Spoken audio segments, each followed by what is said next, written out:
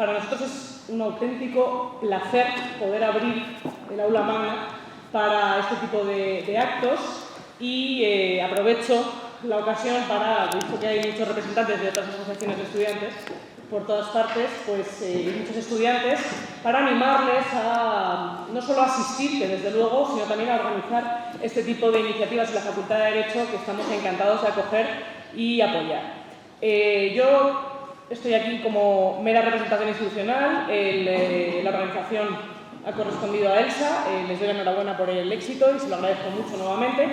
Y sin más dilación le doy la palabra a su presidenta para que les explique un poco por qué estamos aquí hoy y a continuación pues podamos disfrutar de la conferencia de don Jesús. Muchas gracias a todos y bienvenidos.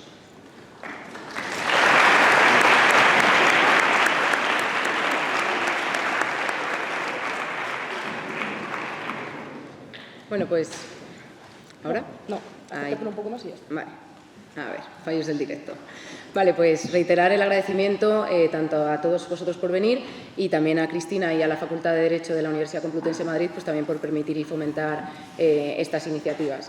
No me voy a extender mucho, voy a hacer simplemente una breve introducción de lo que es ELSA, que es una asociación independiente, apolítica y sin ánimo de lucro, integrada por estudiantes y jóvenes juristas, cuyo objetivo es un poco complementar la formación jurídica universitaria que se recibe en las aulas, fomentando el pensamiento crítico, fomentando el diálogo interdisciplinar y también un contacto directo con los grandes debates intelectuales que atraviesan el derecho y la sociedad contemporánea.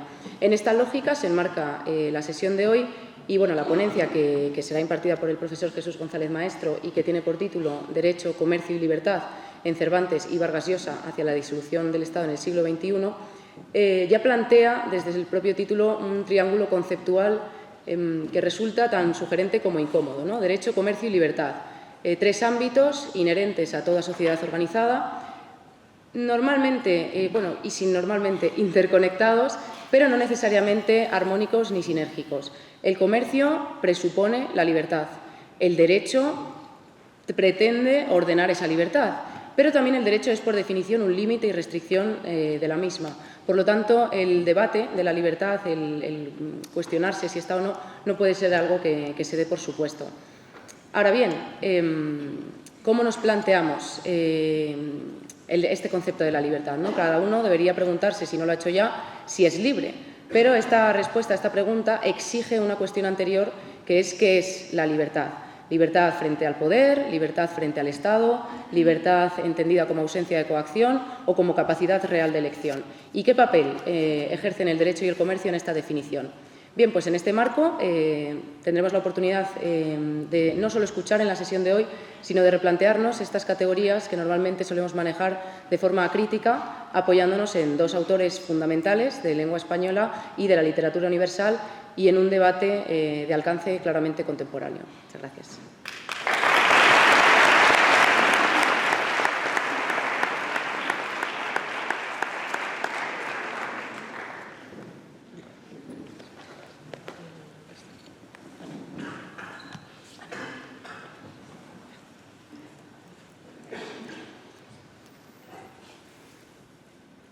Vale, bueno, buenas tardes a todos.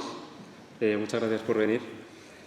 A pesar de señalar lo evidente, hoy estamos aquí con el profesor Jesús González Maestro, quien yo creo que no necesita presentación, ya que la mayoría de los que estamos aquí porque le conocemos. Y sin embargo, permitidme relatar una breve semblanza de lo que es un poco su trayectoria para los pocos que no le conocéis. Jesús González Maestro es catedrático de Teoría de la Literatura y Literatura Comparada en la Universidad de Vigo y es autor de numerosas obras, entre las que destaca notablemente su crítica de la razón literaria, su imponente crítica de la razón literaria, compuesta por 25 volúmenes.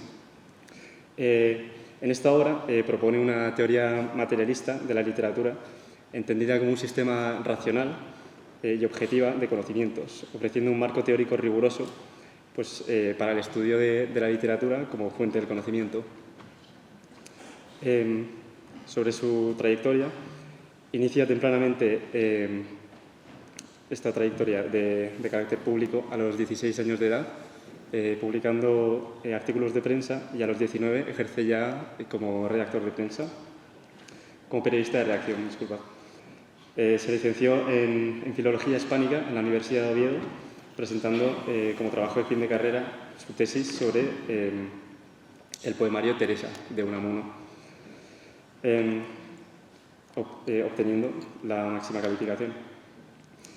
Concluye en 2 años su doctorado y publica lo que podríamos llamar su primera obra académica en forma de tesis, La expresión dialógica en el discurso lírico.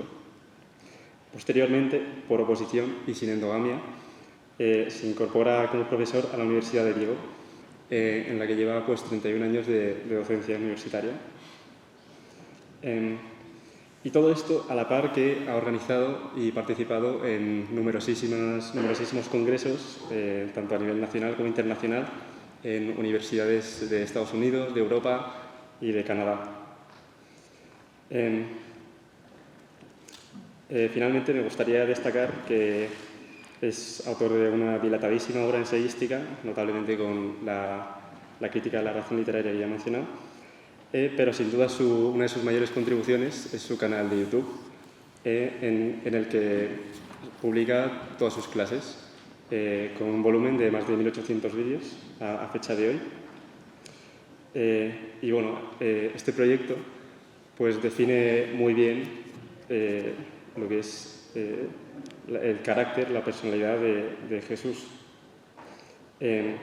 y de manera muy ejemplar, ya que pues, refleja uno de sus principales valores, que es la defensa de una educación pública y de calidad. Finalmente, Jesús, me gustaría agradecerte tu amabilidad y tu predisposición para estar aquí hoy con nosotros, y también en nombre de todos los que ven y que quisieran tenerte delante para darte las gracias. Te cedo la palabra. Muchas gracias.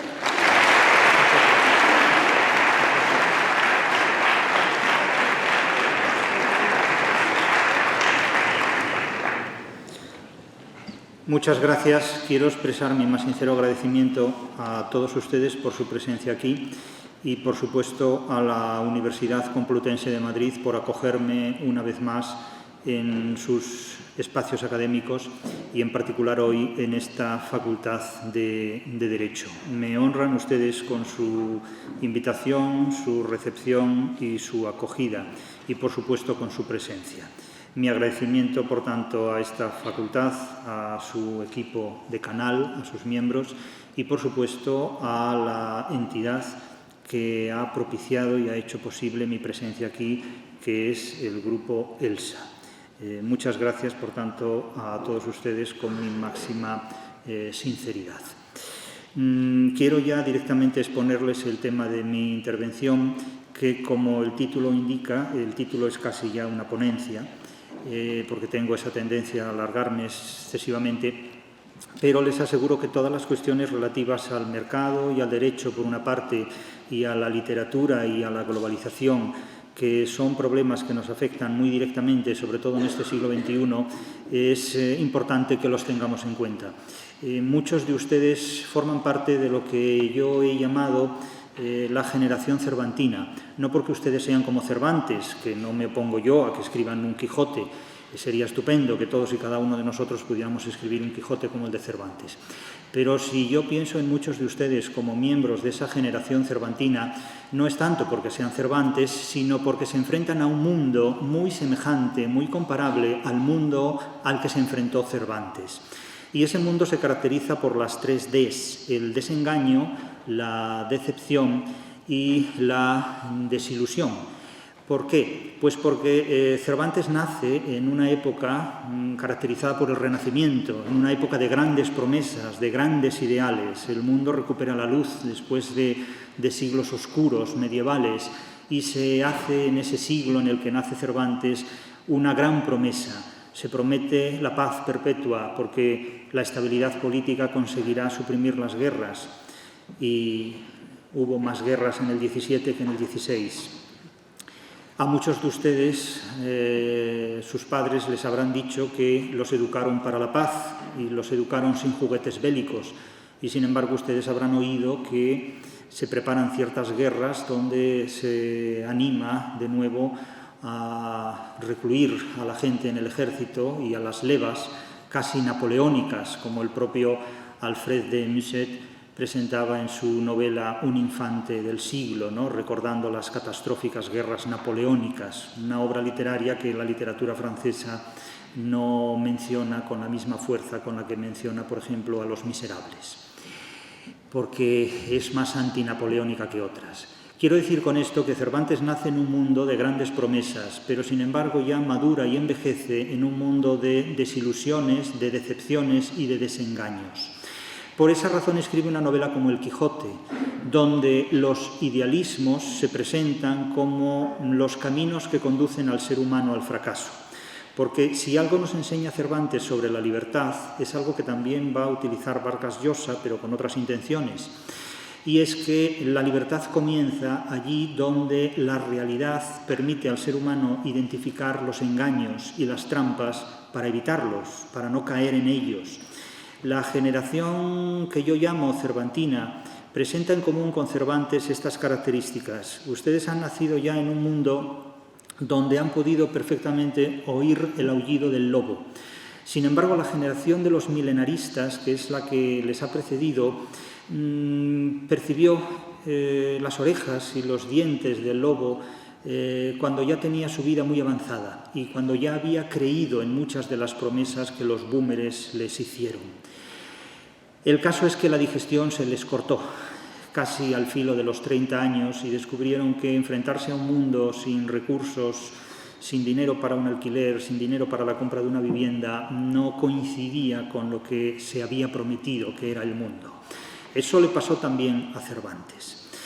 No diré yo que no hay que desanimarse ante estas situaciones, porque hablar es muy fácil, lo difícil es vivir, pero lo que sí diré es lo siguiente: aunque a ustedes los metan en un saco, aunque los sepulten bajo la tierra, como a Segismundo en La vida es sueño, busquen la posibilidad de salir. No se crean que todo está perdido y que la libertad también está prohibida, aunque algunos digan que lo dice la mecánica cuántica. La mecánica cuántica no se ocupa de la libertad humana. Ya he dicho en alguna ocasión que Lutero no necesitó la mecánica cuántica para negar la libertad, le bastó afirmar la predestinación, y Calderón de la Barca, que no es sospechoso de ser un progre, no necesitó a la democracia para defender el libre albedrío. Y cabe recordar que estamos en una facultad de Derecho. Ustedes saben que en el proceso de Nuremberg, cuando hubo que juzgar por crímenes de guerra a aquellos infames asesinos, no se pudo apelar a un hecho fundamental, que fue el cumplimiento de la ley.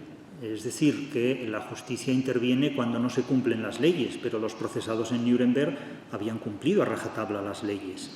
Hubo que acudir entonces al derecho natural, a una filosofía del derecho cuya cuna estaba precisamente en la Escuela de Salamanca, allí donde Kant aprendió una filosofía que no confesó, que no declaró. Y no era precisamente la Escuela de Salamanca una filosofía idealista, aunque era una filosofía del derecho natural. La responsabilidad del derecho a la hora de organizar la libertad y de comprender el mundo en el que vivimos y, por supuesto, de organizar las relaciones mercantiles que aseguran un beneficio que solo el comercio puede proporcionar es absolutamente fundamental. En la historia de la humanidad conocida hay tres grandes momentos muy poderosos. Uno de ellos gobernado por la Iglesia, que nos retrotrae prácticamente a la Edad Media, cuando la Iglesia monopoliza las creencias y las emociones de los seres humanos y puede gobernar casi la totalidad de un continente al cual entonces se reducía el mundo, como era Europa, sin necesidad de competir con ningún Estado. Pero a la Iglesia en el Renacimiento le sale un competidor muy poderoso, que es el Estado. El Estado y la Iglesia siempre aparentemente han mantenido relaciones de alianza, pero son las relaciones que Judas puede mantener con sus discípulos. Como diría Quevedo, del conde duque de Olivares: no aprendes tú de Satanás, aprende Satanás de ti. Y yo no sé quién ha aprendido más de Satanás, si la Iglesia o el Estado. Recuerdo una frase de Antonio Gala que decía que la Iglesia sabía más por vieja que por diablo, lo cual implicaba una relación diabólica por parte de aquella institución, según decía Antonio Gala. Lo cierto es que las relaciones entre la Iglesia y el Estado siempre ha sido, como todas las relaciones humanas e institucionales, unas veces de amistad, otras veces de conflicto. No es el primer emperador que secuestra a un papa. Hablo de Carlos I de España, frente a Clemente VII, me parece. Y, en fin, cuando el Estado se impone, la Iglesia se retrotrae, sobre todo cuando se instaura el nuevo régimen, con la Revolución Francesa. Pero es que hay una tercera fuerza en proceso, que es el comercio. Entonces, el triángulo entre Estado, Iglesia y comercio tiene un poder que se manifiesta a lo largo de la historia de manera muy cambiante, muy mutante, y hoy vivimos en ese tercer estadio donde el mercado tiene más poder incluso que los estados. Hay determinadas empresas que manejan un Producto Interior Bruto, por así decirlo, superior al que puede manejar un estado. De tal manera que los estados se han convertido ya no en el continente de una legislación jurídica, sino en el contenido de un mercado que los contiene. Y, por supuesto, cuando el mercado puede imponer una legislación jurídica más potente que la de los estados, el derecho mercantil elaborado por el mercado es más potente que el derecho civil o que otras formas del derecho fundamentados en un Estado. ¿Qué hace la literatura ante estas situaciones? La literatura no ofrece soluciones a la vida real, ofrece, en todo caso, explicaciones que desde el punto de vista de la ficción pueden permitirnos reflexiones que van más allá de lo que a veces nos ofrece la realidad. Yo les voy a poner algunos ejemplos tomados de Cervantes y vamos a concluir en un ejemplo muy poderoso al que llega Vargas Llosa, y después ustedes podrán reflexionar sobre estos asuntos y verán lo que les parece uno y otro autor. Pero miren, voy a ponerles un ejemplo muy rápidamente, el más rápido, de Rinconete y Cortadillo. Rinconete y Cortadillo son dos pícaros que en un momento dado llegan a Sevilla y viven de lo que hurtan, viven del robo. Piensen ustedes en la obra de Paolo Prodi, el séptimo, No robarás. Es decir, la historia del hurto en la historia del comercio, el libro al que yo le he dedicado una serie de sesiones importantes en vídeo. Y estos dos pícaros, Rincón y Cortado, en un momento dado roban en Sevilla a un individuo una bolsa con dineros. Y son interceptados por uno de los ladrones que gestionan el monopolio de robos y hurtos en la ciudad de Sevilla. Entonces, como este ladrón adscrito a una cofradía, es decir, nombre de institución religiosa, que gestiona los hurtos, pues dice, estos dos tienen capacidad de robo, los vamos a fichar para nuestra congregación y de esta manera vamos incrementando los recursos humanos de nuestra actividad empresarial, que es ilícita pero funciona, mueve mucho dinero. Y efectivamente los fichan y les dicen, bueno, pues yo les voy a presentar a nuestro jefe, que se llama, bueno, jefe no dicen, ¿no? Dicen a nuestro cofrade mayor, que es, utilizan términos religiosos, que se llama monipodio. Monipodio, que es alguien que tiene un solo pie y que gestiona el monopolio de los hurtos de la ciudad de Sevilla, que era algo así como la Nueva York de los siglos XVI y XVII, por donde pasaba todo el comercio de Indias, ¿no? De tal manera que van todos encantados a conocer a Monipodio, porque el jefe de los ladrones, que no se llama así, es decir, es el jefe de los cofrades. Y entonces, en un momento dado, cuando se conocen estos dos pícaros con el asistente de Monipodio, le dice, ¿es vuestra merced por ventura ladrón? Y le responde, sí, respondió él, para servir a Dios y a las buenas gentes. Claro, esto llama la atención que un ladrón sirva a Dios y a las buenas gentes, porque qué bondad es la de esas gentes, ¿no? Aunque no de los muy cursados, que todavía estoy en el año de noviciado, digamos que estaban primero del grado. Claro, imagínense ustedes matricularse en una facultad de hurtos y latrocinios, ¿no? ¿Quién es el decano de esa facultad? ¿Quién es el rector de esa universidad? Monipodio. A lo cual respondió Cortado, cosa nueva es para mí que haya ladrones en el mundo para servir a Dios y a la buena gente.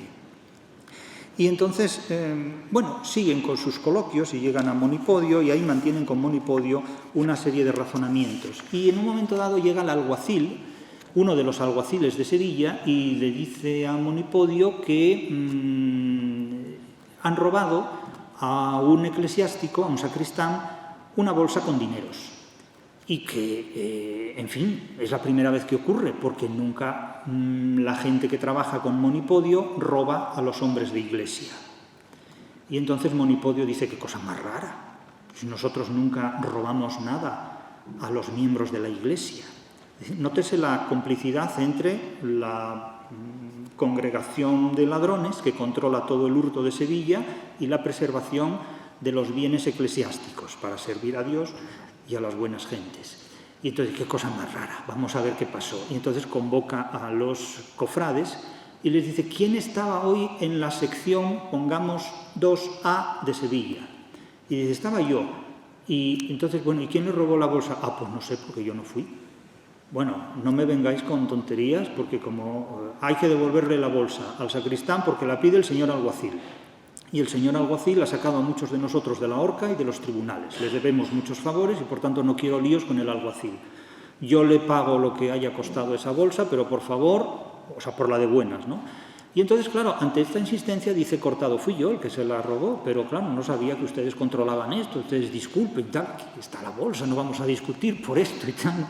Entonces, así se resuelven las cuestiones. De tal manera que Cervantes en Rincón y Cortadillo, lo que presenta es una complicidad, una connivencia entre el poder eclesiástico, los ladrones profesionales y la aristocracia, porque los aristócratas pagan en un momento dado los servicios de Monipodio para que hagan estropicios a determinados comerciantes que les venden productos defectuosos. Imagínense ustedes que contratáramos hoy a alguien porque en Amazon nos vende algo defectuoso o lo que sea, ¿no? O cualquier entidad de este tipo. Bien, claro, esta complicidad entre iglesia, hurto organizado, delincuencia organizada y aristocracia se dirige en contra del poder mercantil, en contra del comercio.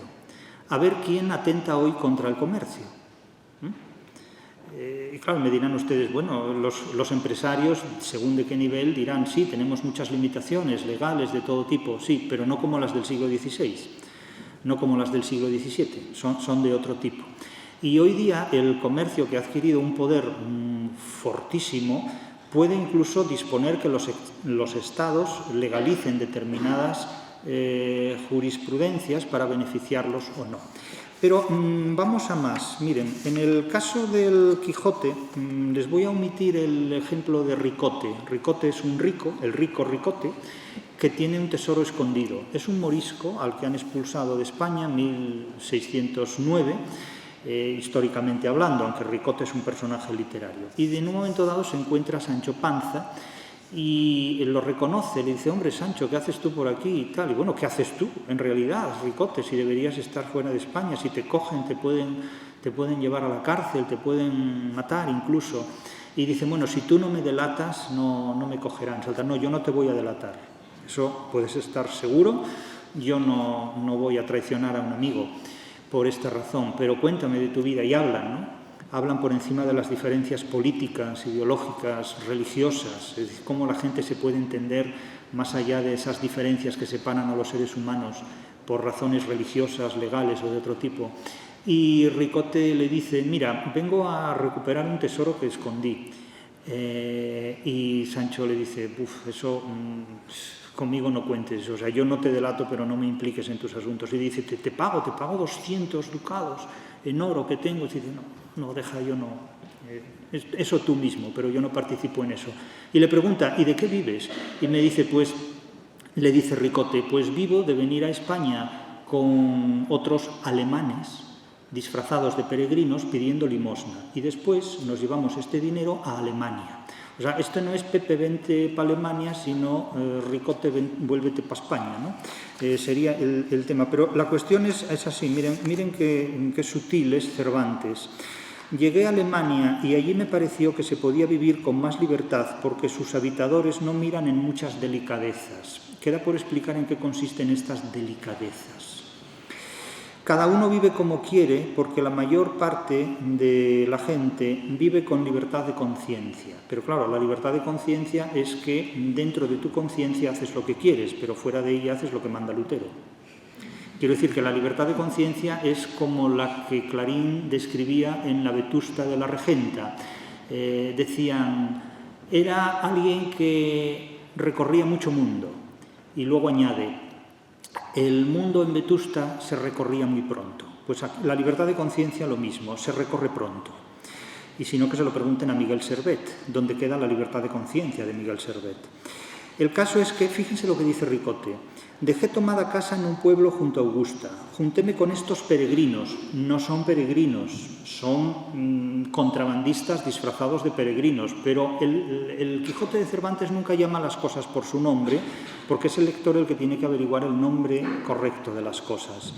Que tienen por costumbre, ahora resulta que a la comisión de delitos y al tráfico de divisas se le llama costumbre, que tienen por costumbre venir a España, muchos de ellos, cada año a visitar los santuarios de ella. Y dices tú, bueno, hasta aquí todo bien, peregrinos que vienen a visitar los santuarios. Entonces, el lector dice, mira, Ricote va acompañado de peregrinos que vienen a visitar los santuarios. Eso es como cuando a Ricardo III de Inglaterra lo van a nombrar rey y uno de sus consejeros le dice, coged un misal y situaros entre dos clérigos, que os vean rezando, y cuando os prometan el trono de Inglaterra, resistíos como doncella, mas no demasiado, no vayan a considerar que habláis de veras.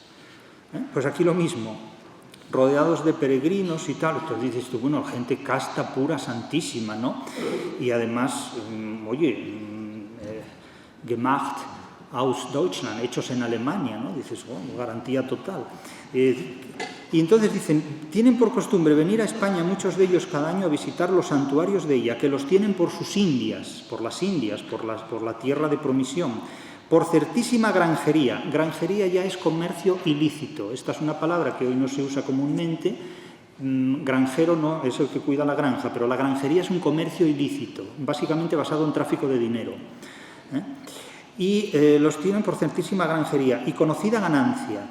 Andanla casi toda España.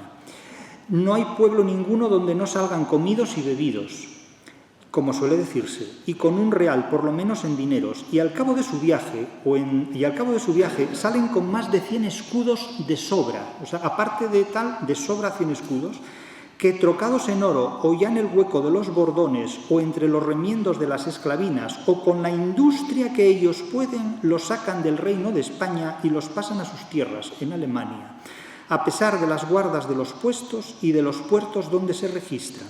Esto se llama contrabando, literalmente. Con todo respeto, mis colegas de filología, cuando explican este pasaje, se quedan llorando con Ricote el destierro de Ricote. Pero es que parece que se pierden de vista la sustancia de lo que Cervantes dice. Este señor es un contrabandista y vive del tráfico de divisas. Cuestión que no mencionó Escotado en la historia de los enemigos del comercio. Si Alemania era tan rica en el siglo XVII, ¿por qué venían a España a traficar con el dinero que había en la península? Es una pregunta que a mí me gustaría que hiciera un historiador de la economía del siglo XVII. Ni Paulo Prodi responde a esta cuestión en su libro, ni tampoco Escotado. Pero a veces la lectura de la literatura es interesante. La literatura siempre ayuda. Es un pareado muy simpático él, pero ¿dónde habría encajado uno de estos autores que he mencionado esta cita de Cervantes? Si Alemania es tan rica en el siglo XVII, ¿por qué vienen a hacer sus Indias a la península ibérica y por qué sacan el dinero de contrabando? Y un último ejemplo de Cervantes antes de pasar a Vargas Llosa. En un momento dado, Don Quijote va camino de Barcelona, archivo de la cortesía, una de las ciudades más amables del mundo. Archivo de la cortesía, la llama Cervantes. Y de camino a Barcelona, lo primero que se encuentra Don Quijote, que lo dispone Cervantes, es que se encuentra con unos bandoleros. El famoso bandolero catalán Roque Guinart en el Quijote, o Roque Guinarda, que era una figura histórica del bandolerismo catalán, indultado por el rey Felipe III, indultado, el bandolero catalán, creo que el 30 de junio, no sé, de junio o julio del año 1611, lo indulta el rey Felipe III. Y aparece esta figura recreada en el Quijote y Don Quijote se encuentra con este Roque Guinart porque los asalta. Esto parece un chiste, pero no lo es un episodio del Quijote. Van Don Quijote y Sancho y de repente un grupo de bandoleros los asaltan y los desvalijan completamente, pero los dejan en cueros.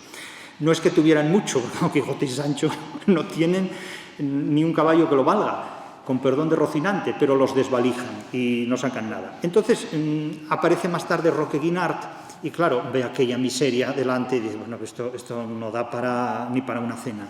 Y dice, halló Don Quijote, halló Roque Guinart a sus escuderos en la parte donde les había ordenado. Entonces les dijo que devolvieran lo que les habían robado a esos dos infelices porque ya los ven que no dan para más. Y los dejan un momento porque tiene que ir a resolver un asunto y cuando vuelve Don Quijote les está predicando a los bandoleros que dejen esa vida licenciosa, que se dediquen a trabajar honradamente. O sea, Don Quijote, consejos vendo que para mí no tengo, dice que los demás tienen que llevar una vida ordenada, gestionar su familia, dice Don Quijote, que es un jeta como un piano, y les está predicando, y los otros deben estar como comiendo y oyendo eso, que no deben entender nada de lo que dice, ¿no? Y entonces halló Roque Guinart a sus escuderos,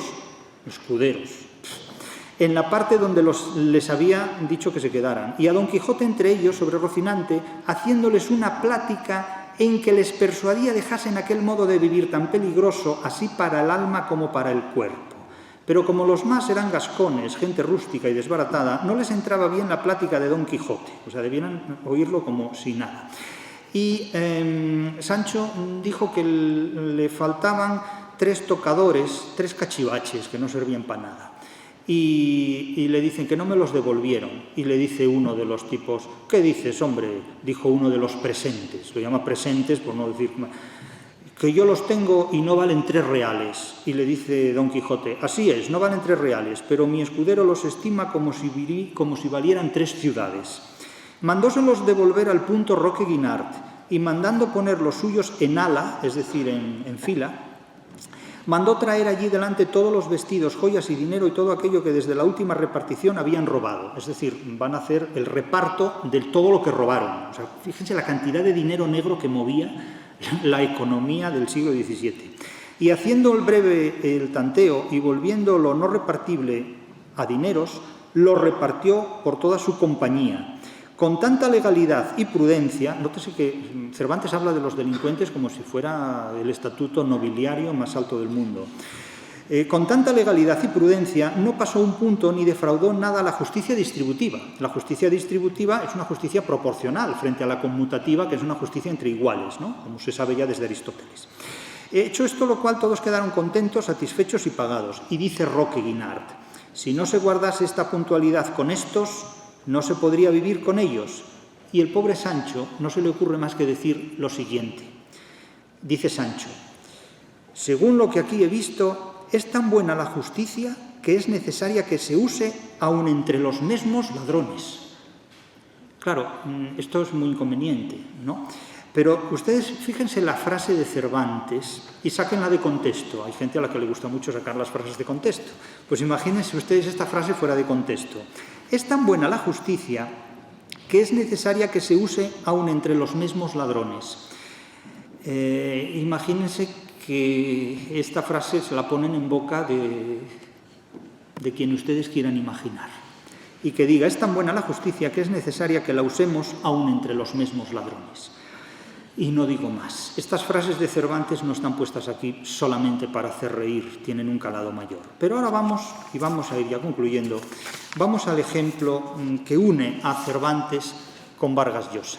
Vargas Llosa, en su novela La fiesta del chivo, que relata la caída del dictador de República Dominicana, Rafael Leónidas Trujillo, que por cierto refleja claramente el guión de la Venezuela actual, cómo se produce una transición democrática donde quienes gobiernan tras la muerte de Trujillo son los mismos que formaban parte del gobierno de Trujillo y no su oposición, exactamente igual que ahora mismo ocurre en Venezuela.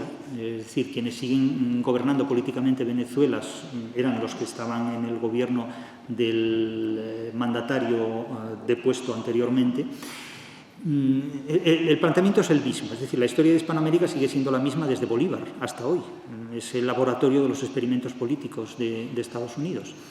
Y en este punto, cuando leemos La fiesta del chivo, creemos leer el derrocamiento de Trujillo, y así es, pero es que la novela de La fiesta del chivo utiliza, a mi juicio, utiliza a Trujillo como un pretexto para inocular una idea que es de alto voltaje en el siglo XXI. Es decir, la referencia a Trujillo es un despiste. La literatura despista constantemente. El verdadero mensaje de La fiesta del chivo es el personaje de Urania Cabral. Y el personaje de Urania Cabral procede directamente del Quijote. Y dirán ustedes, ¿pero cómo es posible? Sí, el personaje de Urania Cabral es la pastora Marcela del siglo XXI trabajando al servicio del comercio global. Y dirán ustedes, este tío se ha vuelto loco de repente. Pueden pensar eso si quieren, pero tengan en cuenta lo que voy a decir, que es la argumentación siguiente. Si ustedes leen el capítulo 14 de la primera parte del Quijote, se van a encontrar allí con la pastora Marcela, que es uno de los personajes más fascinantes del Quijote, más fascinantes de todo el Quijote, porque la pastora Marcela representa el wokismo. Ustedes se ríen, pero es que es así. Fíjense lo que dice la pastora Marcela y después díganme ustedes si esto no es wokismo. Yo nací libre y para poder vivir libre escogí la soledad de los campos. Los árboles de estas montañas son mi compañía. Las claras aguas de estos arroyos mis espejos. Con los árboles y con las aguas comunico mis pensamientos y hermosura. El cielo aún hasta ahora no ha querido que yo ame por destino, y el pensar que tengo de amar por la elección es excusado. Es decir, no quiero amor ni de los hombres, no quiero saber nada con hombres, ni quiero amor de Dios, no quiero saber nada con monjas en un convento. Prefiere las cabras y las ovejas. Esto puede parecer muy ridículo o no, según cómo se pongan. Es decir, hay personas que no considerarían esto en absoluto ridículo, porque consideran que es tan legítimo el celibato voluntario y vocacional como las alianzas matrimoniales de pareja o del tipo que sea. Quiero decir, en este punto hay razones para lo uno y para lo otro, y cada uno tiene las suyas. Pero lo que es sorprendente es que Cervantes pueda plantear en boca de una mujer en el siglo XVI este tipo de hechos. Pero estamos en las apariencias, porque vamos a ver quién es realmente la pastora Marcela. Si yo conservo, dice la pastora Marcela, mi limpieza, es decir, mi virginidad, mi pureza, porque yo no me acuesto en la cama con ningún hombre, a ver si voy yo a tener relación ahora con algún hombre, va a decir la pastora Marcela, o con alguna mujer en un convento, en la línea de Sor Juana Inés de la Cruz, por ejemplo, si yo conservo mi limpieza con la compañía de los árboles, ¿por qué ha de querer que la pierda el que quiere que la tenga con los hombres? Claro, ella dice, ¿por qué tengo que ir yo con un tío si no quiero ir con un tío? Y tiene razón. Y claro, ¿por qué tiene que ir a ver un partido de fútbol si no le gusta el fútbol? ¿Comprenden lo que les quiero decir? ¿Por qué tiene que ir con un tío si no le gustan los tíos? ¿Y por qué tiene que ir con tías si tampoco le gustan las tías? Hay una cosa que se llama ser anafrodítica y es tan legítimo como no serlo. O sea, sinceramente. Claro, si a alguien no le gusta la sopa de ajo, ¿por qué tiene que comer sopa de ajo? Bien, yo, dice ella, como sabéis, tengo riquezas propias y no codicio las ajenas. Este es un dato muy importante. La pastora Marcela no es pastora, no nació en el monte cuidando cabras, es hija de un beneficiado, es sobrina de un beneficiado. Un beneficiado es un cura de alto nivel que recibe los beneficios eclesiásticos asignados. No es hija, pero es sobrina. Sobrina que, bueno, como dicen en Galicia, os fillos do señor cura chaman o pai señor tío. Los hijos del señor cura llaman al padre señor tío. Esto no lo dice el Quijote, esto lo dice una copla gallega. Y la pastora Marcela dice que es sobrina de un beneficiado. Y tiene dinero de sobra, pero decide hacerse pastora, es decir, decide disfrazarse de pastora. Y como saben, Grisóstomo se enamora de ella, Grisóstomo es un niño rico, es un niño listo, rico, y decide disfrazarse de pastor a ver si así la pastora Marcela lo quiere. Y la pastora Marcela no lo quiere, y él no lo entiende. Entonces, hay gente que no se da cuenta de que no es no. Pero eso ya lo dice la pastora Marcela mucho antes de que a nadie se le hubiera ocurrido legalmente plantearlo. Eso ya está en el Quijote. ¿Comprenden ustedes? Es que Cervantes no es genial por casualidad. Esto Shakespeare no lo tiene.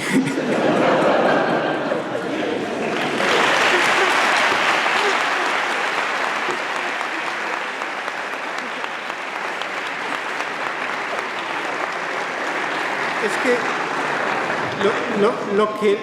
lo que la ley le debe a Cervantes es mucho, realmente. Y la pastora Marcela habla con propiedad, aunque sea una pastora falsa, en el sentido, ella se protege, se preserva de alguna manera así, porque no tiene otra forma de preservarse. Y exige que se respete esa posición, ¿no? Y no quiero por mi gusto, no quiero sujetarme, ni quiero ni aborrezco a nadie, no engaño a este ni solicito a aquel, ni burlo con uno ni me entrego con el otro. La conversación honesta de las zagalas de estas aldeas y el cuidado de mis cabras me entretiene, punto. El que lo quiera entender que lo entienda y el que no lo entienda. Pero son sus límites, marca su posición. Tienen mis deseos por término estas montañas, y si de aquí salen es a contemplar la hermosura del cielo, pasos con que camina el alma a su morada primera. Ella invoca a un Dios, que es una idea intocable del supremacismo moral en su época. Hoy día se puede invocar otro supremacismo moral y punto. Bien, este personaje, que se llama Marcela, está en la plantilla, está en el referente que toma la protagonista de la fiesta del chivo en la novela de Vargas Llosa, Urania Cabral. Urania Cabral es una chiquilla que a los 14 años sufre la violación, una escena de pederastia completa, lo que la ley no permite, la literatura lo puede construir, una escena de pederastia terrible, asquerosa, de cómo Trujillo procede a la violación de esta mujer. Trujillo es un personaje... me refiero al Trujillo de la novela, no voy a entrar ahora en personajes históricos, pero el Trujillo de la novela es un personaje absolutamente repulsivo que mezcla pues una satiriasis y una enuresis, es decir, un afán sexual desmesurado y una impotencia sexual desmesurada. Imagínense ustedes el esperpento que sale de ahí, es una cosa repulsiva. Entonces, Urania Cabral, violada a los 14 años porque su propio padre la entrega a las fauces sexuales del dictador para recuperar el favor del dictador, huye de República Dominicana gracias al apoyo de la Iglesia Católica, de las monjas dominicas que permiten que pueda huir de República Dominicana. Y estudia leyes, estudia derecho en varias universidades, amplía sus estudios en universidades norteamericanas y resulta ser se convierte en una abogada de élite que trabaja para el Banco Mundial. O sea, no trabaja para el despacho de la esquina, trabaja para el Banco Mundial. Y el ideario de Urania Cabral, que a mi juicio es la aportación más original de esta novela, porque Vargas Llosa no es un autor genial, pero es un autor muy bueno. Es un autor que escribe novelas de diseño muy buenas. No es García Márquez. García Márquez escribe una novela como 100 años de soledad que desborda todo lo concebible. Es la novela más alta que se ha escrito desde 1967, a mi juicio. Pero Vargas Llosa sabe escribir muy bien para diseñar productos que convencen al lector. Y Urania Cabral es uno de ellos, cuyo germen es la pastora Marcela. Por eso he dicho que en Cervantes está el genoma de la literatura. Pero fíjense el ideario de Urania Cabral, y no me dirán que no tiene actualidad. Cuando ella vuelve, después de 30 años, a República Dominicana y se encuentra con su padre, que ha sufrido un ictus y ya no está en condiciones de responder a nada, fíjense el ideario de Urania Cabral en el monólogo ante su padre, que no le puede responder. Le dice: esto que hago, divagar delante de ti, es escarbar en los recuerdos, pero no lo hago nunca. Le dice: estas son mis primeras vacaciones en muchos años. No me gustan las vacaciones. Lo que van a leer ahora es el ideario de la empresa para la que probablemente muchos de ustedes van a tener que trabajar. Yo esto se lo digo a mi sobrina también. Mi sobrina tiene 20 años, forma parte de esa generación cervantina, y se lo digo para que lo sepa, por si no lo sabe, que yo creo que ya lo sabe, sin que yo se lo diga. Pero fíjense el ideario de la empresa. Estas son mis primeras vacaciones en muchos años. No me gustan las vacaciones. Aquí, de niña, en República Dominicana, me gustaban. pero ya no. Es decir, las vacaciones es una cosa infantil, es una cosa neoténica. El adulto no tiene vacaciones, el profesional no tiene vacaciones, ese es el mensaje que transmite. Desde que gracias a las hermanas dominicas pude ir a la universidad en Estados Unidos, nunca más quise vacaciones. Es decir, que Estados Unidos quita las ganas de las vacaciones. Me he pasado la vida trabajando, no con cabras en el monte, trabajando. Es decir, que el mercado rentabiliza el aislamiento. En el Banco Mundial jamás tomé vacaciones y en el bufete de Nueva York tampoco. No dispongo de tiempo para andar monologando sobre la historia dominicana. Esto implica un cierto tratamiento despectivo a sus orígenes, es decir, la supremacía de la sociedad anglosajona estadounidense frente a Hispanoamérica. No tengo tiempo para dedicarme a la historia dominicana. Y luego describe su vida en Manhattan. Dice, mi vida en Manhattan es agotadora. Todas las horas están cronometradas desde las 9 en que entro a mi despacho en Madison, en la 74 Street. Para entonces ya he corrido 3/4 de hora en Central Park, si hace buen tiempo, o hecho aeróbics en el fitness center de la esquina. Y claro, esto parece que está sacado de una revista de estas de moda actual, no vamos a decir nombres, a la que estoy abonada. Mi jornada laboral es una sucesión de entrevistas, informes, discusiones, consultas, averiguaciones en el archivo, almuerzos de trabajo en el reservado del estudio, de algún restaurante de los alrededores y una tarde igualmente ocupada que se prolonga con frecuencia hasta las 8. Si el tiempo lo permite, regreso andando a casa. Me preparo una ensalada y abro un yogur antes de ir a ver las noticias en la televisión, es decir, la dieta light, ¿no? Es un kitsch.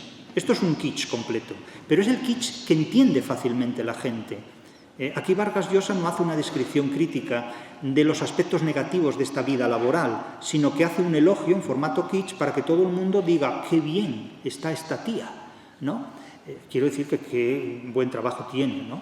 Qué buen trabajo tiene esta mujer, ¿no? Que va a correr a Central Park, regresa andando a casa, cena frugalmente, trabaja como un lince porque es muy inteligente y luego, bueno, pues lee un rato. Lee un rato como quien se entretiene con la literatura, porque para eso está la literatura, para entretenerse, ¿no? Lee un rato y se mete en la cama, tan cansada que las letras del libro, las imágenes del vídeo empiezan a bailotear antes de 10 minutos, con lo cual la lectura debe ser muy breve.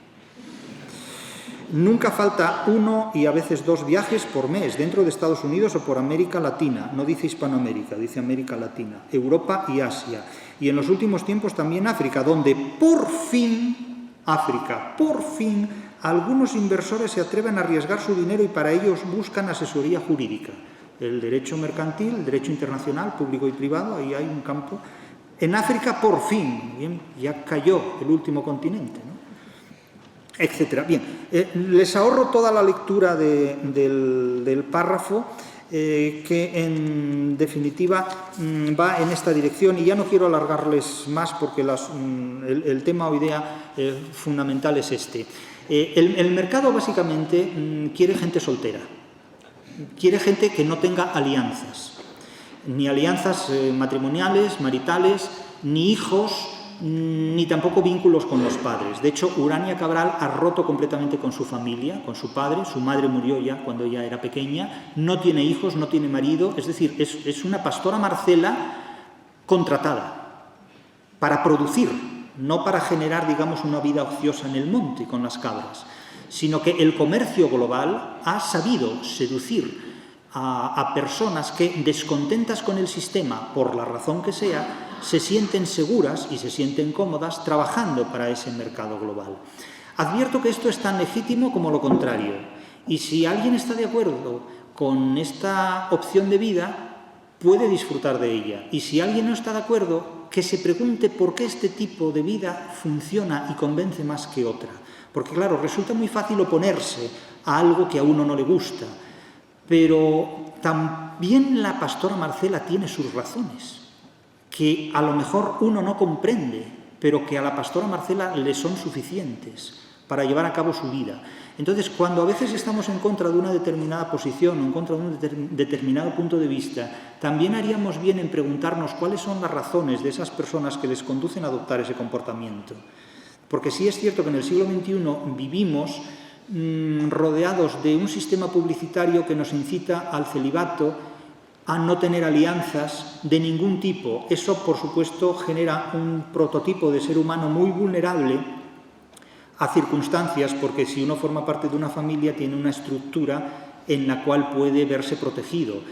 Pero en última instancia, esta tendencia a aislar al ser humano de relaciones humanas factibles, posibles, fiables, lo debilita enormemente, hasta tal punto que ya vivimos a veces en una sociedad donde todo el mundo se enfrenta contra todo el mundo, los jóvenes contra los viejos, los boomeres contra los milenaristas contra los boomeres, los hombres contra las mujeres, los carnívoros contra los herbívoros, es decir, los amarillos contra los azules, los rojos contra los verdes. No vamos a poner otros colores porque eso, si hablamos del ultravioleta contra el infrarrojo, podemos ya tener problemas. Quiero decir que ustedes me comprenden lo que trato de poner de manifiesto. El enfrentamiento humano llevado al extremo conduce al fracaso. No podemos tensar la cuerda tanto. Hay que abrir posibilidades de convivencia que conviertan este mundo en un lugar habitable para todos, donde también gente como la pastora Marcela tenga su derecho a ejercer una libertad que, aunque pueda resultar excéntrica, no puede ser derogada. Gracias.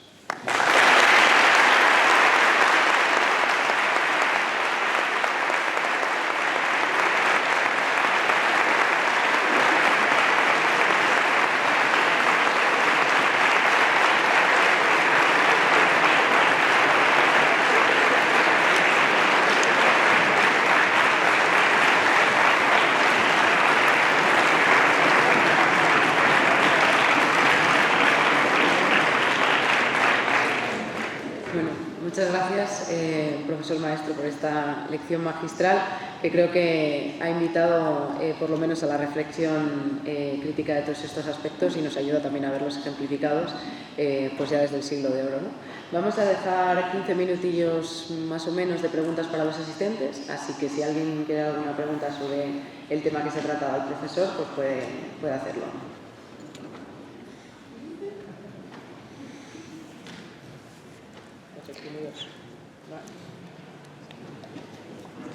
¿Puedes levantar y...? Gracias. Tengo una pregunta con lo que ha dicho último de el mercado da libertad a la gente que quiere vivir como la pastora Marcela, pero a la vez que da esa libertad que ya tenían para poder vivir así, no quita libertad al resto de personas que quieren vivir una vida con alianzas, con familia y demás. La respuesta es que probablemente...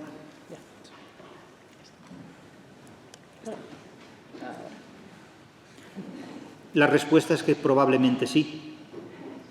Pero claro, ¿qué hacer con eso?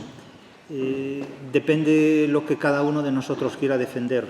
Es cierto que lo que yo observo, pero es una observación personal, que no tiene más legitimidad que mi propia observación personal. Sí observo en los últimos años una tendencia muy fuerte a incitar a la gente a romper relaciones sociales. Eso sí lo observo. También observo que no todo el mundo está dispuesto a romper estas relaciones sociales.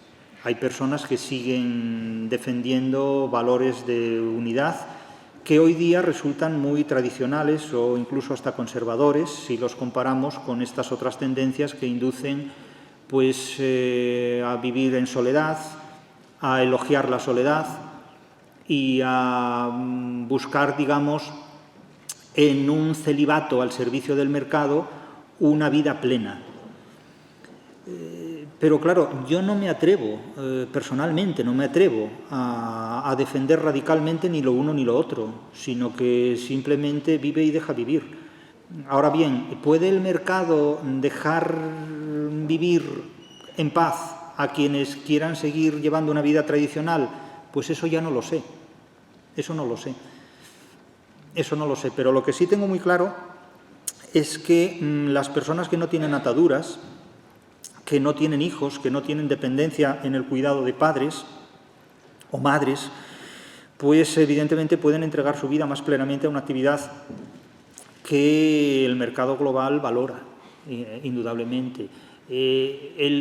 No por casualidad la Iglesia Católica ha preservado el celibato de sus miembros, con una dedicación exclusiva.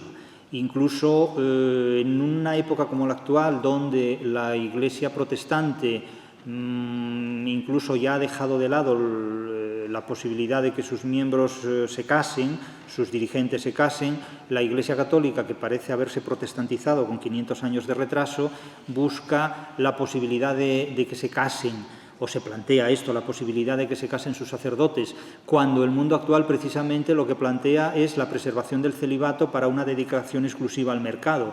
Entonces, seguimos vivos en un mundo donde muchas opciones se contraponen unas a otras, de forma que lo mejor sería que hubiera libertad para que cada cual escogiera la opción más cómoda para sí mismo. Yo creo que esto sería lo mejor. Y si hay gente, como digo, como la pastora Marcela, que quiere vivir así, déjesela en paz. Y si hay otros que quieren formar pues una familia y tener muchos hijos, pues que tampoco sea un obstáculo esto. Recientemente, permítaseme una anécdota al hilo de esto, hemos visto en la prensa que en determinados vagones en Francia, vagones de tren, me refiero, no a gente muy vaga, determinados coches férreos, vamos a hablar así ya sofisticadamente, prohibían la entrada a niños menores de 12 años. Pero claro, prohibir la entrada a niños menores de 12 años es prohibir la entrada a padres con niños menores de 12 años, porque los niños a esa edad no suelen viajar solos. De tal manera que, porque los niños meten ruido, los niños molestan, etcétera, etcétera. Parece que tampoco dejaban entrar a perros, ¿no? O sea, ni perros ni niños, supongo que los perros podían ser mayores de 12 años, ¿no? Pero, vamos, el caso es que, claro, yo si fuera usuario de estos trenes, recogería esa frase del Principito, que es un libro más infantilista que infantil, y lo pondría en ese vagón. Esa frase que dice que hay algunos adultos que se olvidan que fueron niños alguna vez. Entonces, hombre, yo creo que es mejor educar a los niños antes que prohibirles la entrada. Creo, pero yo no mando en los ferrocarriles franceses. Mucho menos.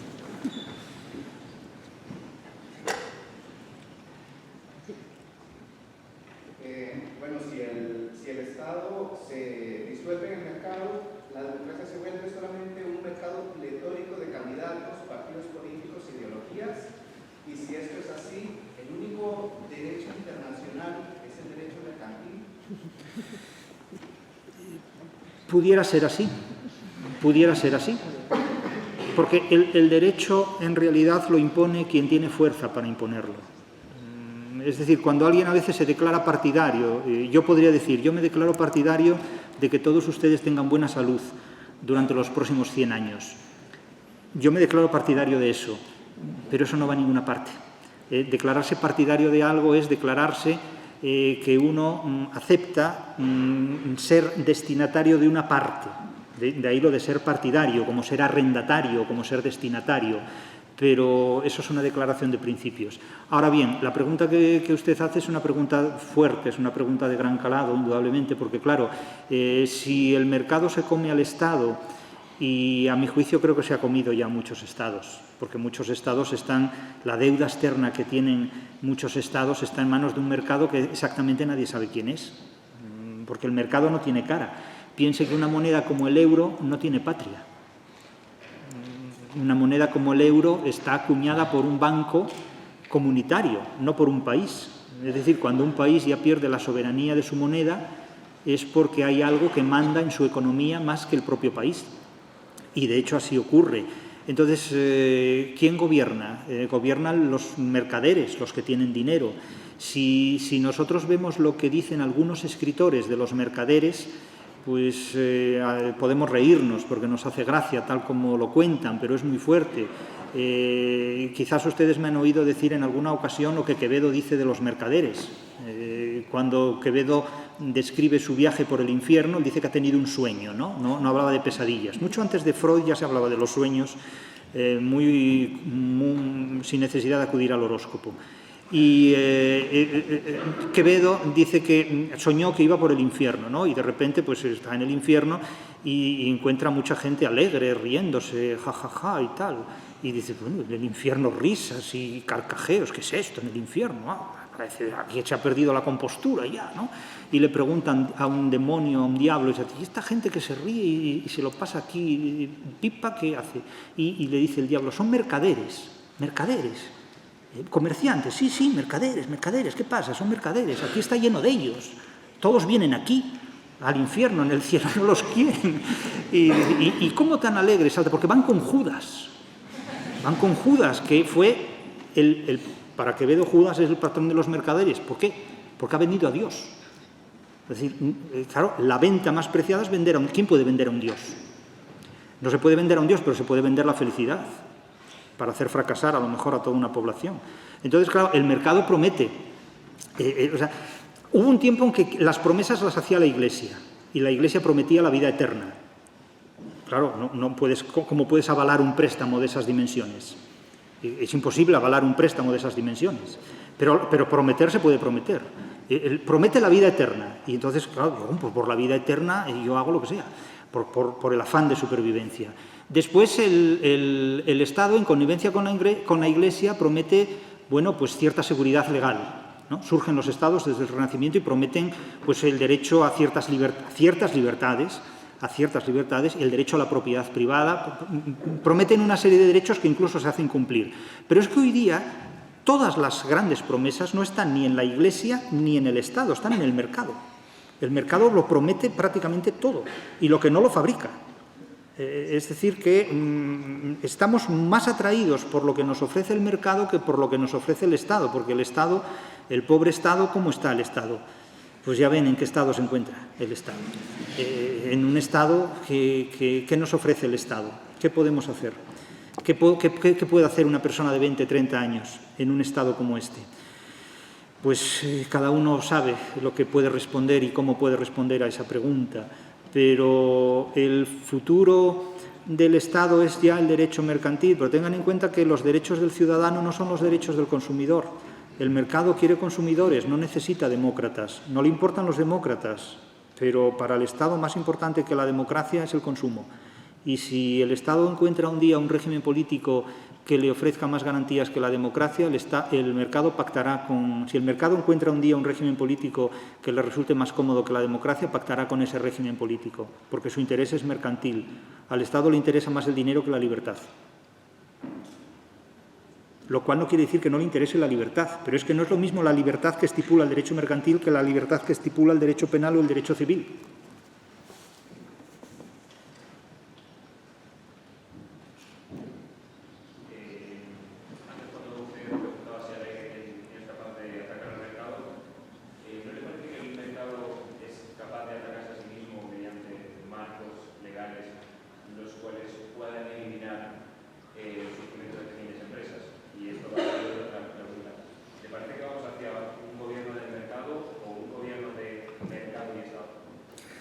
Bueno, claro, lo que usted dice no es tampoco ninguna tontería, evidentemente, y pulsa un botón muy importante.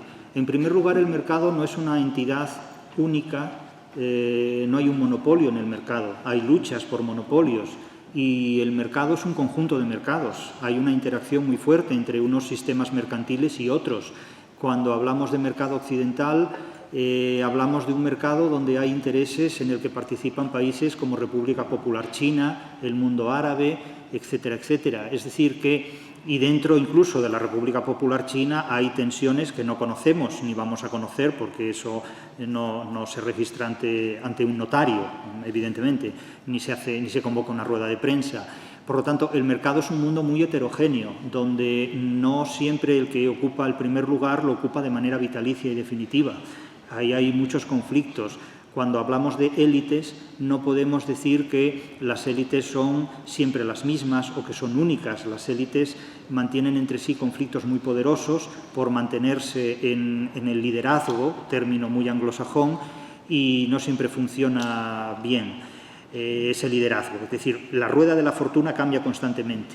Por lo tanto, no hay una estabilidad en el mercado. ¿Qué más quisieran que los gestores del mercado que hubiera una estabilidad? No la pueden conseguir. Tampoco hay acuerdos. Ahora bien, usted señala una cosa que también es muy importante y que todos hemos percibido. No es lo mismo hablar del gran mercado que del pequeño mercado, del gran comerciante que del pequeño comercio.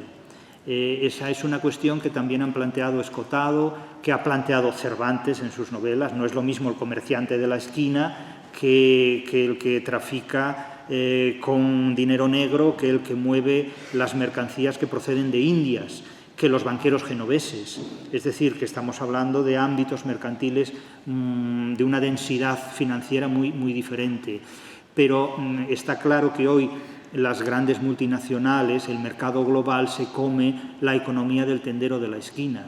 ¿Por qué? Pues porque la fiscalización que sufre el pequeño comercio, el autónomo, es insoportable en muchos aspectos, de tal manera que eso lo que induce es al cierre de muchas empresas que dan ganancia a las grandes empresas que se las devoran. Es decir, el gran comerciante se come al pequeño comercio y el Estado simplemente lo constata, lo observa, pero no sé hasta qué punto el Estado quizás debería hacer algo.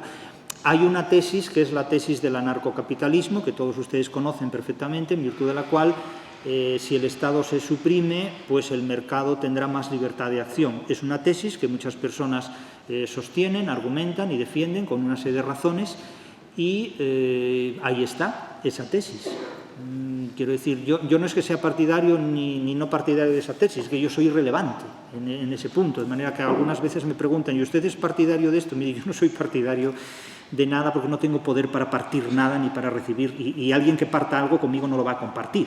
Es decir, a mí no me van a dar ningún premio por hacer absolutamente nada. Bastante premio es que ustedes tengan la paciencia de dedicarme su tiempo, ¿no?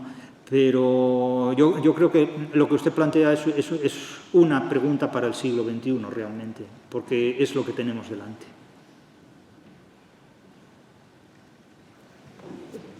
Hola, buenos días, gracias. Bueno, yo soy abogado, así que bueno, por la libertad es parte de mi día a día. Además, actualmente en Alemania sí que soy un plenamente conocedor de cómo funcionan ahí las cosas. Yo brevemente comentario de eso como advertencia. La gente dice que aquello, el sistema público es muy bueno, el sistema sanitario, etc. Pero todas las personas aquí viven sabiendo que la única finalidad de eso es poder volver a trabajar. Salir bien educado para trabajar, durar por el hospital para seguir trabajando. Todos los lo viven así, pero bueno, no tiene que cosas. Y la pregunta que yo tengo es, porque leyendo su obra habla mucho de que debemos ser compatibles con la realidad. Queramos o no, la realidad que existe ahí nos vuelve a nuestro sitio y debemos de ser compatibles. ¿Qué es ser compatible? ¿Cómo podemos ser compatibles en ese mundo de libertad y cómo influye esa libertad también en esa compatibilidad? ¿Qué significa? ¿Significa someterse?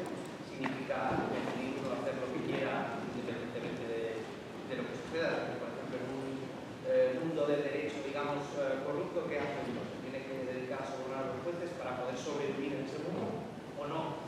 ¿Qué significa esa compatibilidad? Bueno, muchas gracias por la pregunta. La pregunta es muy interesante y muy inteligente. Es decir, ¿qué quiero decir yo cuando hablo de que hay que ser compatible con la realidad? Básicamente que hay que ser realista, es decir, que no hay que ser idealista. Para ser compatible con la realidad es necesario conocer la realidad a la que nos enfrentamos. Y hay muchas personas que por falta de información o por falta de formación o por falta de conformación no conocen la realidad a la que se enfrentan, y eso induce al fracaso. Cuando alguien no es compatible con la realidad, sus posibilidades de fracasar en la vida cotidiana, en la vida estudiantil, en la vida laboral, incluso en la vida amorosa, son muy altas. Las posibilidades de fracaso de quien no se hace compatible con la realidad son muy altas. Hacerse compatible con la realidad no es adaptarse a la realidad, no es un planteamiento darwinista, en el sentido de una adaptación al medio, porque la adaptación al medio tiene que ver más con la obediencia y la sumisión que con el hacerse compatible con algo. Hacerse compatible con algo significa tratar de tú a Dios, cuando es posible, porque no siempre es posible tratar de tú a Dios. Pero, desde luego, lo que no podemos hacer ante la realidad es huir de ella. Lo que no podemos hacer es engañarnos a nosotros mismos diciendo las uvas están verdes. No, las uvas no están verdes, simplemente yo no llego a ellas. Entonces tendré que buscar otra fuente de alimentación. ¿no? Pero o sea, la realidad no permite que la traiciones. No podemos tampoco engañar a la realidad ni engañarnos a nosotros mismos. Hay que ser realistas siempre. Entonces, claro, la pregunta que usted hace tiene mucho fundamento. Vale, ¿cómo aplicamos eso en el día a día? Yo le voy a proponer dos modelos. Yo no tengo la solución, quiero decir, no puedo pontificar aquí y decir esto tiene que ser así porque lo digo yo, porque yo sé de la vida lo que sabe usted. A lo mejor de literatura sé algo más y de derecho sabe usted algo más, pero lo que es de la vida como tal, yo no sé más que usted. Sinceramente se lo digo. Entonces, le voy a dar mi impresión de cómo yo uso este principio de hacerse compatible con la realidad. Cervantes dice en un momento dado, voy a empezar por Kant. Kant nos habla de su imperativo categórico y nos dice, compórtate de tal manera que tu lema sea siempre universal, y nos viene a decir que la verdad hay que decirla siempre. Para Kant, a la verdad hay que decirla siempre. Cervantes, siglos antes, unos cuantos siglos antes, de 1781, decía, hay verdades que no son para contarlas. Hay verdades que no son para contarlas, porque el siglo de oro antepone la discreción y la prudencia al hecho de decirlo todo. Unamuno decía, primero la verdad que la paz. Bueno, allá él. Cada cual tiene sus ideales y sus lemas, pero yo en este punto soy más cervantino que unamuniano y más cervantino que kantiano, desde luego. Entonces, hay verdades que no son para decirlas. Entonces, ¿qué hacer cuando uno tiene que defender un caso claramente corrupto? ¿Qué hacer cuando uno tiene que ocultar una verdad para sobrevivir? Uno tiene que valorarlo, pero que tenga en cuenta que hay verdades, que no todas las verdades son para contarlas, y que eso de decir la verdad por encima de todo, cuidado. Cuidado, porque también dijo Goethe en el Fausto que no hay peor recurso que el de decir la verdad. Pero claro, Goethe ya no es tan kantiano como los contemporáneos del que, por cierto, nunca salió de su pueblo, de Königsberg. No deja de ser curioso esto, que alguien que nunca haya salido de su pueblo nos diga a nosotros cómo tenemos que vivir en el mundo, pero el idealismo es lo que tiene. No le puedo responder más allá de esa pregunta, pero daría para una charla muy grata ese tema de conversación, de manera que gracias. Si quieren, las últimas dos que había levantadas y ya concluimos.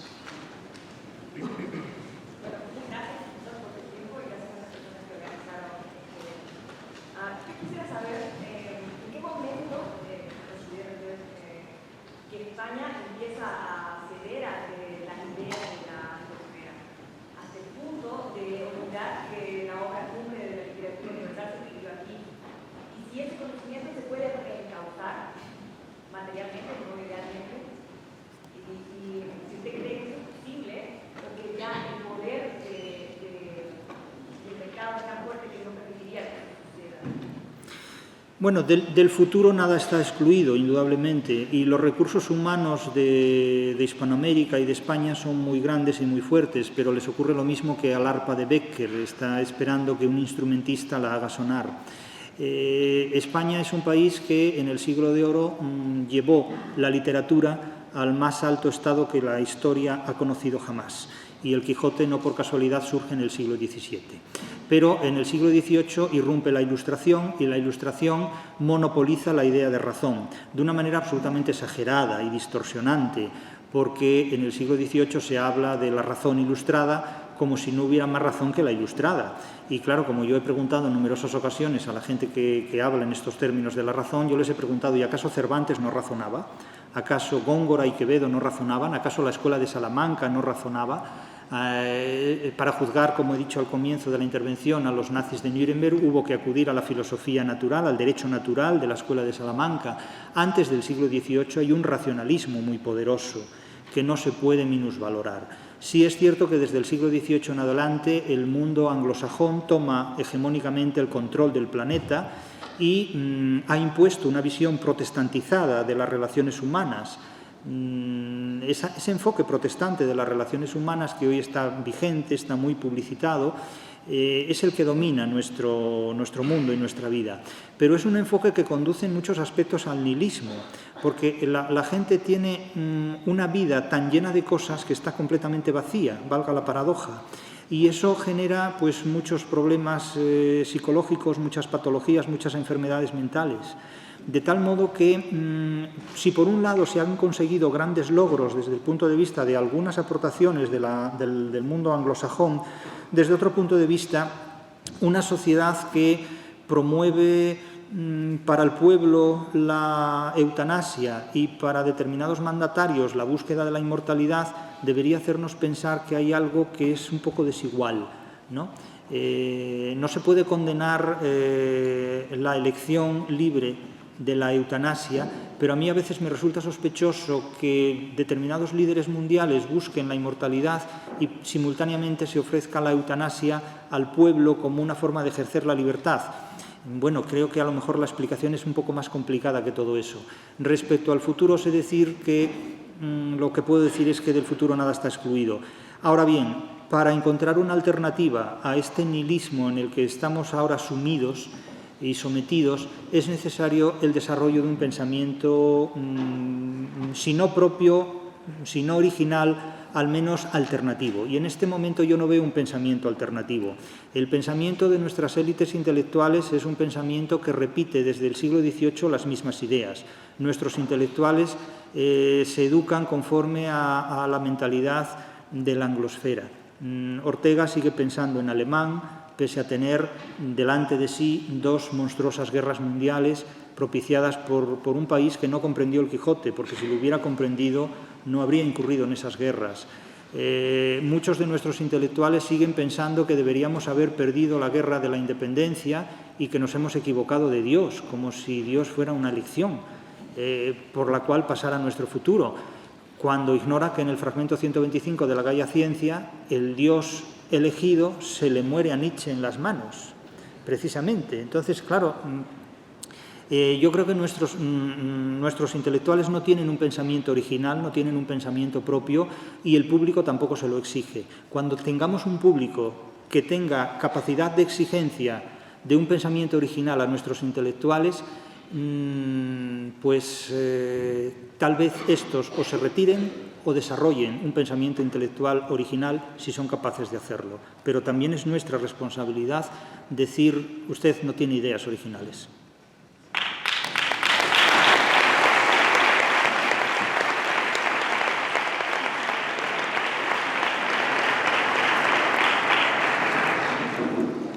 La última pregunta, por favor. Sí. Bueno, primero de todo, me ha gustado mucho la comparativa que ha hecho sobre la generación antes y la generación actual, teniendo en cuenta el contexto histórico, ¿no? Pero ¿cree usted que eso actualmente no se podría comparar porque ya no se hace uso de la literatura o a la gente, por lo menos en nuestra generación, no le interesa? ¿Se ha podido también igual por la música? No es sorprendente eso, de nuevo es una pregunta muy inteligente. Me han hecho ustedes preguntas muy valiosas y se lo agradezco a todos y cada uno de ustedes. La cuestión de la literatura es enormemente importante. La literatura no desaparece por casualidad. La literatura no se retira de los planes de estudio por casualidad. La literatura no se extingue por casualidad, sino que se extingue precisamente porque es una sustancia peligrosa. La literatura tiene contenidos radioactivos enormemente importantes. Cuando a Segismundo lo meten en una mazmorra porque, según la interpretación de los horóscopos y de los astros, la física cuántica de la época, la mecánica cuántica de la época interpretada por un ignorante como era el rey Basilio, dice es que si la predestinación dice que soltamos a Segismundo va a ser un rey tirano, lo mejor es meterlo en una mazmorra y que nunca llegue a ser rey. A la generación cervantina, a muchos nacidos en el siglo XXI, los ha metido en una mazmorra educativa para que no tengan acceso a muchos conocimientos que, si dispusieran de ellos, los harían, no sé si más o menos felices, pero sí mucho más inteligentes. Tengan en cuenta que la ignorancia ha destruido más obras literarias que la censura. La ignorancia, el no conocer una obra literaria, ha destruido más conocimientos que el hecho de haber censurado esos conocimientos, porque solo se puede evitar lo que se conoce y silenciar lo que se sabe. De tal manera que, aunque a ustedes los hayan metido en una mazmorra respecto a la literatura, sepan salir de ella, porque hay mucha literatura que conocer, no hace falta conocerla toda. O sea, lean el Quijote, simplemente el Quijote. Con el Quijote van a tener acceso a muchas ideas y a muchas cuestiones, y esa es una llave que les permitirá abrir muchas puertas, y abrir muchas puertas con convivencia, porque el Quijote es un libro que está escrito para aprender a convivir con los demás, para poder comprender cómo piensan nuestros adversarios, nuestros enemigos, y para poder establecer con ellos pactos de entendimiento, para poder hacernos compatibles con la adversidad, ya no solo con la realidad, ¿no?, sino incluso con la adversidad, con la realidad más adversa. Por eso, no es casual que muchos de ustedes hayan tenido una formación literaria más limitada que la de otras generaciones. Cuando les privan de conocimientos, se hace por algo. Resístanse a ello, sean autodidactas, luchen por acceder al conocimiento que no les proporcionan. Y piensen en esto, que la educación pública, abierta, gratuita, no puede perderse nunca. Luchen por una educación pública, es muy importante.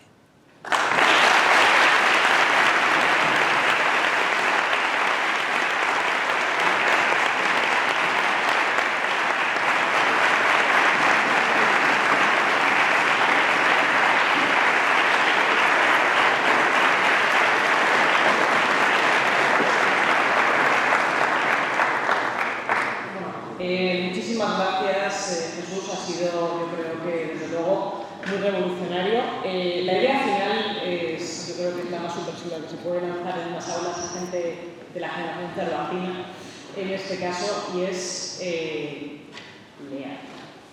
lean y háganse libres para tomar las decisiones que quieran a través del conocimiento que se adquiere a través de la literatura. Muchísimas gracias en nombre de la Facultad de Derecho a don Jesús, a todos los asistentes hoy, y esperamos tenerle pronto de vuelta. Muchas gracias.